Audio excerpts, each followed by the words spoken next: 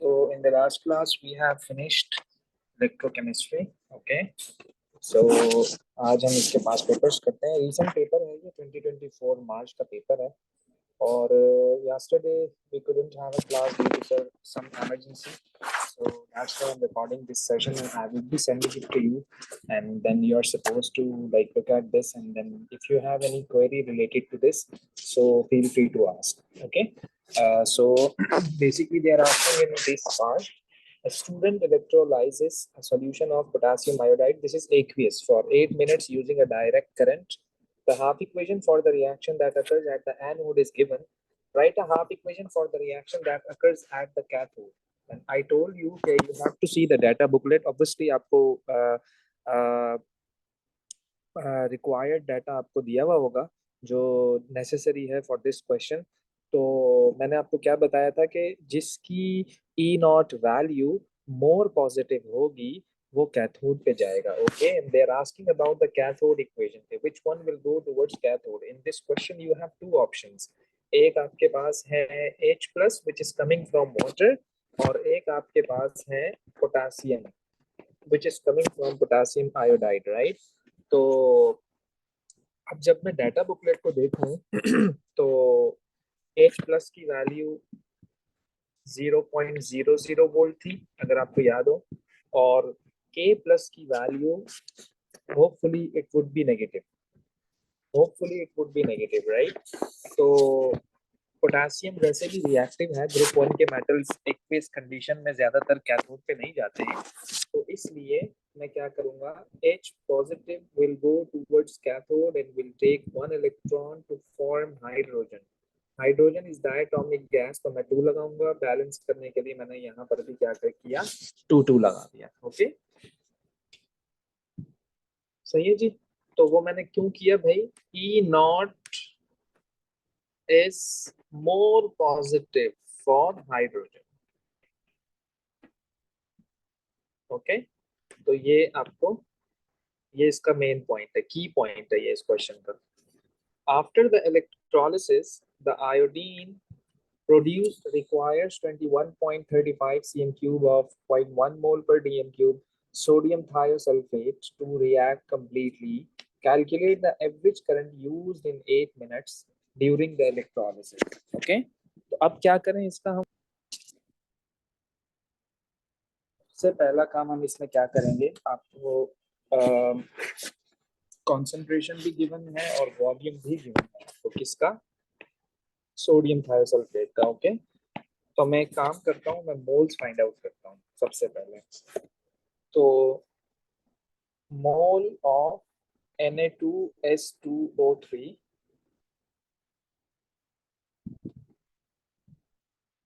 concentration that is 0.1 times volume that is 21.35 divided by 1000. सही है जी. इसको हम सॉल्व करेंगे. So the answer would B 21.35 divided by 1000 multiplied by 0.1. So the answer is 0.002135 मोल आ गया आपके पास. Okay हो गया जी. अच्छा, अब हम क्या करेंगे, they are saying that iodine is produced. Right. तो मैं मोल रेशो लगाऊंगा between sodium thiosulfate and iodine. That is according to equation 2:1. अगर मेरे पास इसके इतने मोल हैं तो आयोडीन के कितने होंगे, दिस इज X. राइट. फिर क्या करूंगा मैं, क्रॉस मल्टीप्लाई जब कराऊंगा तो डिवाइडेड बाय 2 इसको करेंगे. So the answer would be X is equal to 0.001065 mole of iodine. ये आपके पास आ गए मोल ऑफ आयोडीन. राइट. और ये आपके पास था मोल ऑफ Na2S2O3. ओके. अच्छा, अब हम क्या करेंगे, ऑब्वियसली मुझे ये फॉर्मूला लगाना है, Q is equal to IT और यहाँ से मुझे करंट फाइंड आउट करना है, that is I is equal to Q over T। T आपको पता है 8 मिनट्स दिया हुआ है, इसको सेकंड्स में चेंज करेंगे, that is multiplied by 60। Obviously मुझे Q पता नहीं है, तो मैं इसको इक्वेशन नंबर 1 का नाम दे दूंगा। सही है जी, Q is the charge in Coulomb's, right. तो फिर मैं इसको कहूंगा कि this is the equation for iodine at anode. 2I minus क्या करेगा, 2 इलेक्ट्रॉन लूज करेगा और आयोडीन बना देगा। Okay, so how many electrons are involved? You will say 2, so it would be 2F, right? So 2 into 96500, 2 into 96500, so that would be 193,000. 193,000. Okay, this is the charge on this electron. Okay, so how many moles of iodine I had? How many moles of iodine I had? So that was, you can say, 2.1, like this was the mole, right? This was the mole. That is 0.0010675. If you're going to multiply 0.0010675, so the answer would be 206. Okay, coulombs. This is the charge in coulombs. Obviously, I'm going to put this value in equation number 1. I would be getting 206 divided by 480. Divided by 480. Okay, so 206 divided by 480. So the answer is 0.429 amperes. Okay, so this is of 3 marks. This is of 3 marks, right? Paper का question number 2 का D part 1.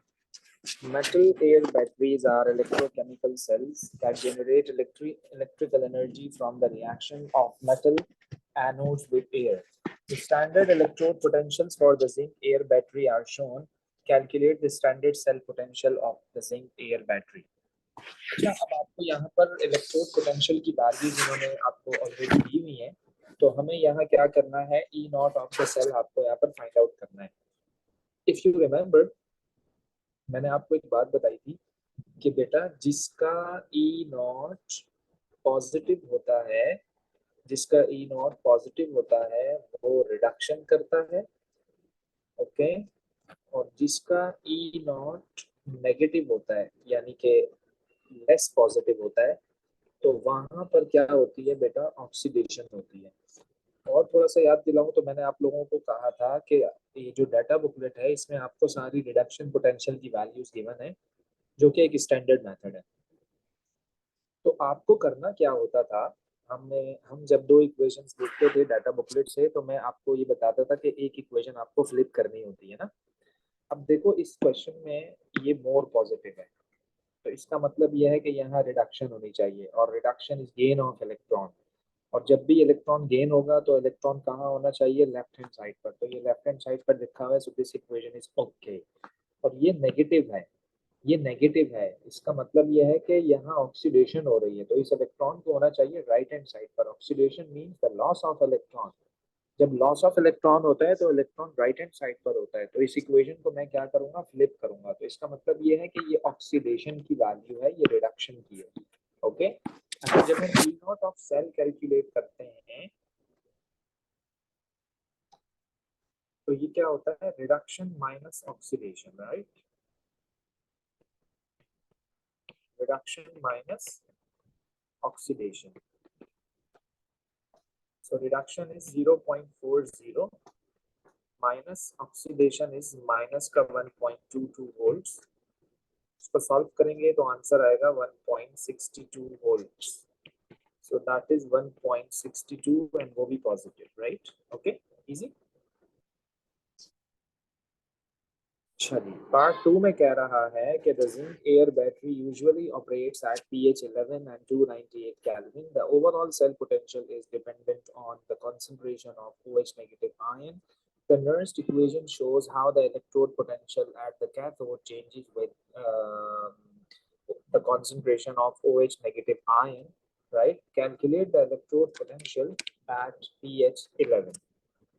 Okay तो अच्छा मैंने आपको next equation का ये बताया था कि ये इक्वेशन तब यूज करते हैं जब आप इलेक्ट्रोड पोटेंशियल की वैल्यूज फाइंड आउट कर रहे हो at non standard condition okay तो अब इन्होंने ना किया क्या है यहाँ पर ये भी आपको गिवन है जी भी आपको गिवन है जी means what the number of electrons are involved जो कि इस इक्वेशन में आपको गिवन है 2 इलेक्ट्रॉन्स है तो मुझे जी की वैल्यू भी पता है बट द थिंग इज कि मुझे concentration of OH negative ion की वैल्यू नहीं पता सो उसके लिए इन्होंने आपको पीएच दे दी उसके लिए इन्होंने आपको क्या दे दी पीएच दे दी राइट तो आपको पता है ना कि पीएच का जो फॉर्मूला होता है pH is equal to negative log of H positive ion negative log of H positive ion right okay so pH is given that is 11 negative log of H positive ion ये हमें find out करना है तो log जब भी हम हटाते हैं तो एंटी लॉग लेते हैं राइट ऐसा ही है तो जब मैं इसका एंटी लॉग लूंगा तो लॉग से एंटी लॉग कैंसिल हो जाता है ओके सो मेरे पास आ जाएगी concentration of H positive ion okay तो इसको मैं कैलकुलेट करूं जरा अगर like concentration of H positive ion तो ये आपका हो गया let's suppose wait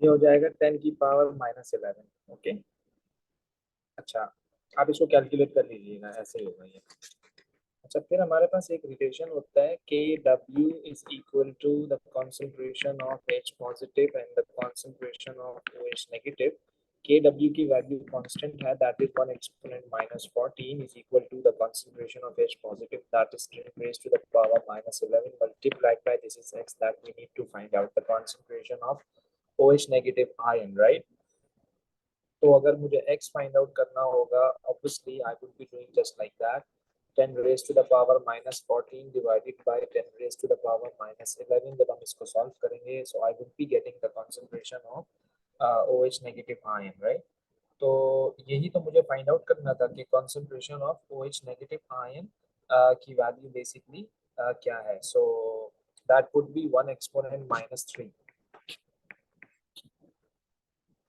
1 exponent -3 okay so I'm going to put these values in this given equation 0.40 minus 0.059 over 2 into the log of 1 exponent -3 raised to the power 2 okay इसको आप solve करेंगे after the solution you would be getting 0.577 okay volts इसको simplify कर लीजिएगा इसका log लेके इसको multiply करवा के then डिवाइड करवा के then दोनों वैल्यूज को सब्ट्रैक्ट करवाएंगे so then you would be getting your final answer okay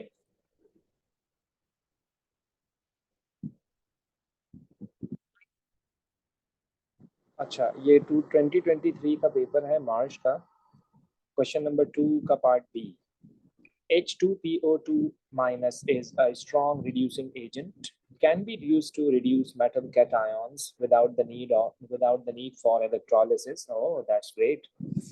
In an experiment, an alkaline HPO3 minus slash H2PO2 minus half cell is constructed with H2PO2 negative with a concentration of 0.050 moles per decimeter cube.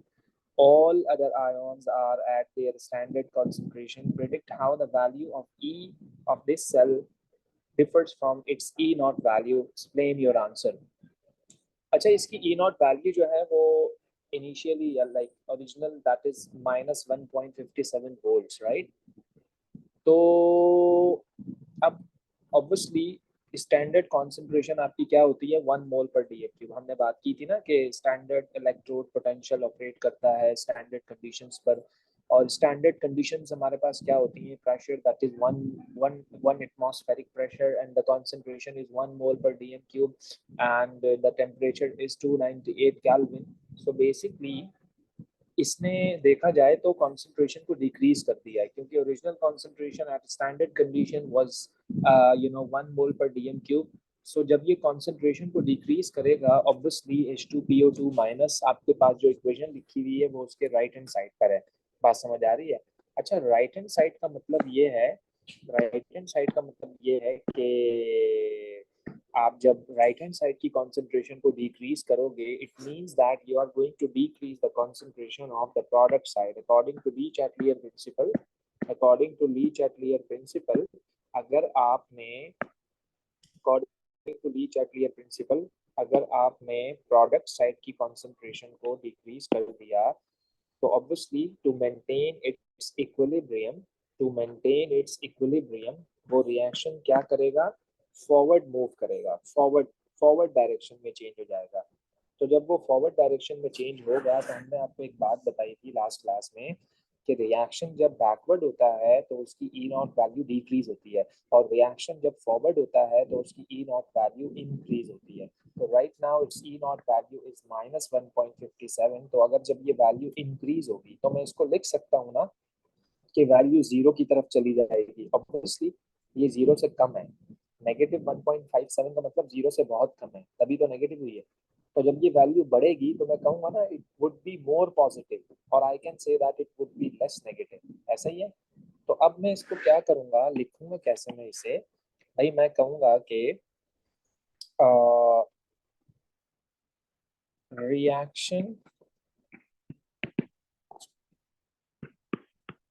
moves forward as the concentration of H2PO2 minus is decreased to maintain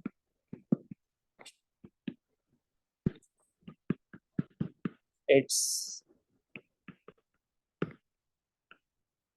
equilibrium.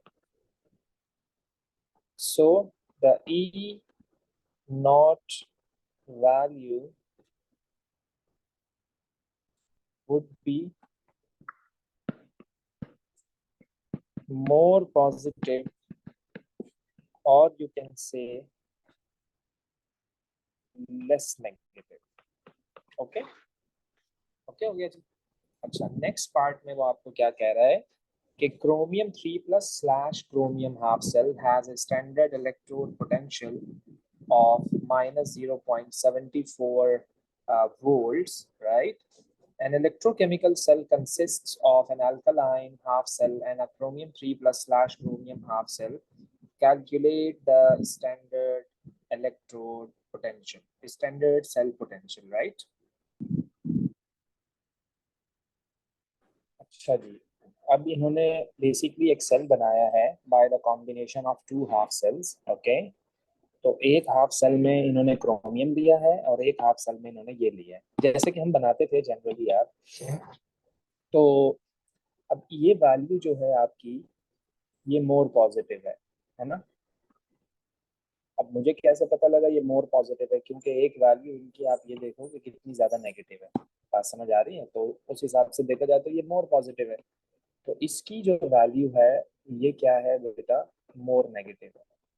अच्छा, more positive value का मतलब मैं फिर आपको एक दफा बता दूं कि हमने आपको कहा था जब वैल्यू मोर पॉजिटिव होती है तो मेरे बच्चे वहाँ रिडक्शन होती है, क्योंकि गेन ऑफ इलेक्ट्रॉन हो रहा होता है यहाँ पर। और रिडक्शन कहाँ होती है, कैथोड पर होती है। और ऑब्वियसली यहाँ लॉस ऑफ इलेक्ट्रॉन होगा तो मींस दैट यहाँ पर ऑक्सीडेशन होगी, और ऑक्सीडेशन कहाँ होती है, एनोड पर होती है। तो हम जब वो ई ऑफ सेल इसका फाइंड आउट करते हैं ना, जो हम डायग्राम बनाते थे, तो उसका फॉर्मूला क्या होता था बेटा, cathode minus anode, cathode minus anode obviously यार, right. So cathode is negative 0.74 and anode is minus का 1.57. तो इसको सॉल्व करेंगे. So the answer is minus minus plus 0.83 volts आपका आंसर आएगा. ओके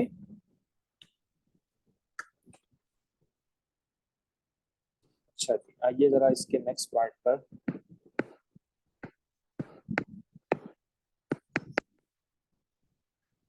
बेटा नेक्स्ट पार्ट में वो कह रहा है कि complete the diagram to show how the standard electrode potential of the chromium half cell can be measured relative to that of the standard hydrogen electrode. Identify the chemicals, conditions and relevant pieces of apparatus. Okay. अच्छा, अब यहाँ पर मैं क्या करूँ. Obviously हमने आपको बताया था कि हम किसी भी इलेक्ट्रोड पोटेंशियल को फाइंड आउट करते हैं. सो अगेंस्ट अगेंस्ट हम शी फाइंड आउट करते हैं. She is standard hydrogen electrode. और स्टैंडर्ड हाइड्रोजन इलेक्ट्रोड बनाने का मेथड भी हमने देखा था कि उसमें हम क्या करते हैं, प्लैटिनम वायर लेते हैं, उसमें हाइड्रोजन गैस को एब्जॉर्ब करवाते हैं, उसको डिप कर देते हैं 1 मोल पर डीएम क्यूब एसिड के सॉल्यूशन में. तो जब ये आपका पूरा का पूरा शीट प्रिपेयर हो जाएगा स्टैंडर्ड हाइड्रोजन इलेक्ट्रोड, फिर हम इसे as a reference electrode use करेंगे to find out the standard electrode potential of another species. क्योंकि हमने शी को क्या कंसीडर किया हुआ है कि इट्स हैविंग 0.00 वोल्ट्स, राइट. तो अब इन्होंने एक तो आपको बना के दिया हुआ है बट इन्होंने लेबलिंग उसमें नहीं की है. तो हम इसको क्या करेंगे, लेबल भी करेंगे और हम इस डायग्राम को कंप्लीट भी करेंगे. सो ऑब्वियसली ये आपकी होती थी हाइड्रोजन गैस, राइट. ये आपका सॉल्यूशन होता था बेटा 1 मोल पर डीएम क्यूब का of acid. Acid strong acid होता है, राइट. मैं इसको H+ से शो कर रहा हूँ.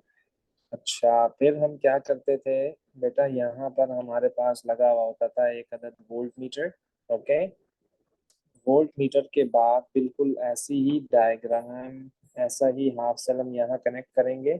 ओके, हाफ सेल कनेक्ट करने के बाद इसमें मैं अपना इलेक्ट्रोड डिप करूंगा जस्ट लाइक दैट. और फिर हमारे पास ये आ जाएगा क्रोमियम 3+ आयन का solution, chromium 3 plus aqueous, right?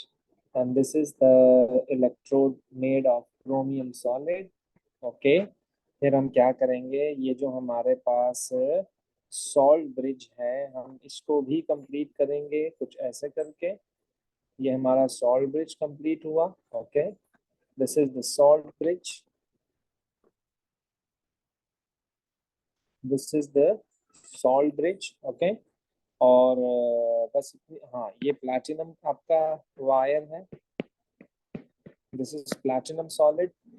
तो ये आपकी डायग्राम है. दो basically the combination of two half cells, एक शी है और एक क्रोमियम 3+ आयन है. ओके, पार्ट 4 में कह रहा है कि which is the positive electrode, the direction of electron flow in the external circuit. तो अगर आप इसको देखें तो क्रोमियम की वैल्यू आपके पास इन्होंने दी हुई है यहाँ पर, that is minus 0.74 volts, right. इन्होंने आपको वैल्यू दी हुई है जो कि नेगेटिव वैल्यू है. इसकी जो वैल्यू है कितनी है, नेगेटिव 0.71 वोल्ट्स, ऐसे ही है ना. 74 है. ओके, 74 वोल्ट्स आपके पास वैल्यू गिवन है, राइट. 74. तो ये वैल्यू नेगेटिव है. नेगेटिव का मतलब क्या करेगा, ये इलेक्ट्रॉन का गेन तो नहीं करेगा, लॉस करेगा ये. ऐसा ही है, मैंने आपको क्या कहा था, ई नॉट मोर पॉजिटिव होगा तो रिडक्शन होगी, ई नॉट मोर नेगेटिव होगा तो ऑक्सीडेशन होगी. तो मतलब ये है कि ये ऑक्सीडेशन करेगा. एंड ऑक्सीडेशन का मतलब क्या होता है कि loss of electron, right. Oxidation का क्या मतलब होता है, लॉस ऑफ इलेक्ट्रॉन. तो जब ये इलेक्ट्रॉन का लॉस करेगा तो ये क्या करेगा, यहाँ पर आएगा, इलेक्ट्रॉन गेन करेगा. तो इलेक्ट्रॉन फ्लो आपका हो गया राइट टू लेफ्ट, यानी कि towards simple hydrogen electrode. Okay, तो आपका मोर पॉजिटिव इलेक्ट्रोड कौन हुआ, सिंपल हाइड्रोजन इलेक्ट्रोड. तो this is more positive electrode आपका हो गया सिंपल हाइड्रोजन इलेक्ट्रोड, राइट. और डायरेक्शन ऑफ इलेक्ट्रॉन फ्लो भी मैंने आपको बता दिया कि राइट टू लेफ्ट है. सेट हो गया, ओके हो गया जी. आगे आओ जरा. फिर क्या कह रहा है, H2PO2 negative reduces nickel 2 plus to nickel in alkaline conditions. Use equation 1 to construct the ionic equation for this reaction. तो हम इसकी ओवरऑल इक्वेशन बना लेते हैं।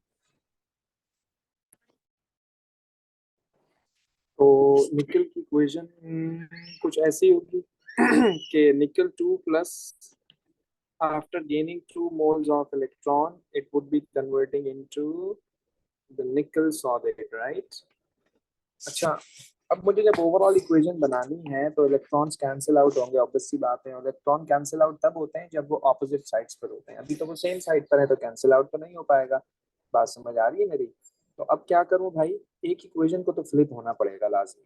अच्छा, अब इन्होंने एक स्टेटमेंट दी है कि ये इसको रिड्यूस कर रहा है, ये इसको रिड्यूस कर रहा है। बात समझ आ रही है?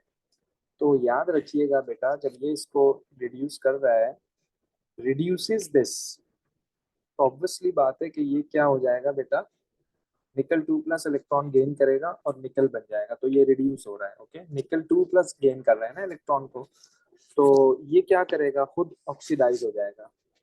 तो जो ऑक्सीडाइज होता है उसकी वैल्यू क्या होती है बेटा, हमने आपको क्या बताया था, उसकी वैल्यू क्या होती है भाई?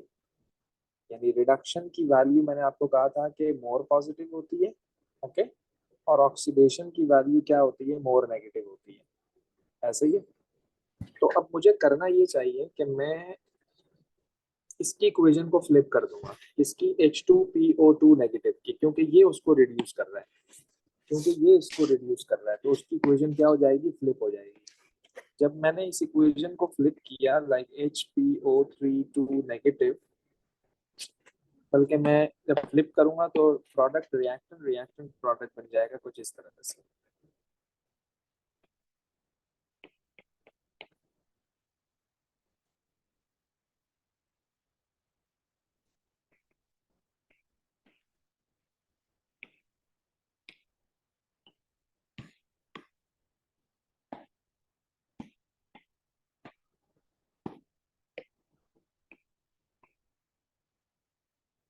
क्या बचा ये,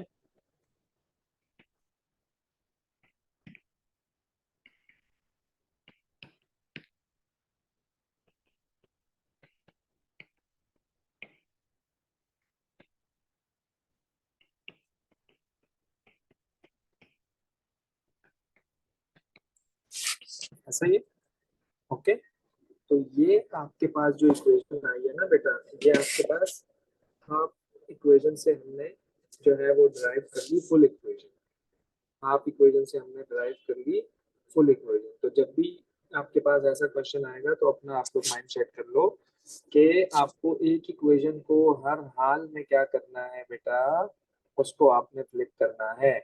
तो जब आप फ्लिप करोगे तो फिर जो है ना इलेक्ट्रॉन्स कैंसिल आउट होंगे और फिर आपके पास ओवरऑल इक्वेशन आएगी, ओके। इन्होंने वैल्यू भी आपको दी हुई है ना ऊपर, आई थिंक सो, ये वैल्यू जो कि -1.57 है। बात समझ आ रही है? तो -1.57 का मतलब ये है कि इसको इलेक्ट्रॉन को लूज करना चाहिए। बात समझ आ रही है? इलेक्ट्रॉन जब भी लूज होता है तो मेरे बच्चे, इलेक्ट्रॉन को कहाँ होना चाहिए, राइट हैंड साइड पर होना चाहिए ना, तो यहाँ तो अभी लेफ्ट हैंड साइड पर है। तो तभी मैंने इस इक्वेशन को फ्लिप किया। बात समझ आ रही है? तो ये फ्लिप करने के इसका सीन, इसको अच्छी तरह से समझो, okay. So after uploading this video, अगर आपके पास कोई क्वेरी हो, कोई चीज डाउट हो, कोई चीज समझ ना आ रही हो, so feel free to ask, right, okay. चलिए आइए जरा नेक्स्ट पार्ट में क्या कहता है ये। पार्ट सी, तो नहीं, ये रेट ऑफ रिएक्शन, नहीं रेट ऑफ रिएक्शन अभी हमने नहीं किया है, मैं इसको skip